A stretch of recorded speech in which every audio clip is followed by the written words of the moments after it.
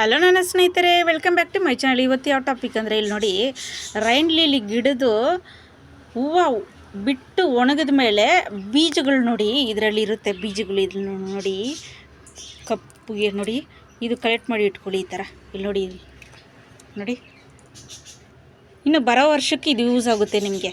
ಬರೋ ವರ್ಷಕ್ಕೆ ಒಂದು ದೊಡ್ಡ ಪಾಟ್ನಲ್ಲಿ ಹಾಕ್ಬಿಟ್ಬಿಟ್ರೆ ಚೆನ್ನಾಗಿ ಬರುತ್ತೆ. ಆಮೇಲೆ ನಿಮ್ಮ ಗಾರ್ಡನಲ್ಲಿ ಹೂವಿನ ಗಿಡಗಳನ್ನ ಹ್ಯಾಡ್ ಮಾಡ್ಕೊಳ್ಳಿ. ಯಾಕಂದರೆ ಪಾಲಿನೇಷನ್ ಆಗುತ್ತೆ. ಹನಿಬಿ ಆಮೇಲೆ ಚಿಟ್ಟೆಗಳು ಇದೆಲ್ಲ ಬಂದರೆ ನಿಮ್ಮ ತರಕಾರಿ ಗಿಡಗಳು ಚೆನ್ನಾಗಿ ಬರುತ್ತೆ. ಆಮೇಲೆ ಹಣ್ಣಿನ ಗಿಡಗಳು ಇದೆಲ್ಲ ನಿಮ್ಮ ಗಾರ್ಡನಲ್ಲಿ ಹೂವಿನ ಗಿಡಗಳು ಯಾವುದೇ ಇದ್ರೂ ಏನು ಮಾಡಿ, ಬೀಜಗಳನ್ನ ಕಲೆಕ್ಟ್ ಮಾಡಿ ಇಟ್ಕೊಳ್ಳಿ. ಅಪರಾಜಿತ ಗಿಡ, ಆಮೇಲೆ ಚೆಂಡು ಹೂವು, ಈ ಥರ ನಿಮ್ಮ ತುಂಬ ಹೂವಿನ ಗಿಡಗಳಿರುತ್ತೆ. ಅದನ್ನೆಲ್ಲ ಬೀಜ ಕಲೆಕ್ಟ್ ಮಾಡಿ ಇಟ್ಕೊಳ್ಳಿ.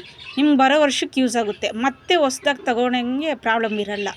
ಓಕೆ ಸ್ನೇಹಿತರೆ, ಈ ಟಿಪ್ಸ್ ಫಾಲೋ ಮಾಡಿ. ಬಾಯ್ ಸ್ನೇಹಿತರೆ.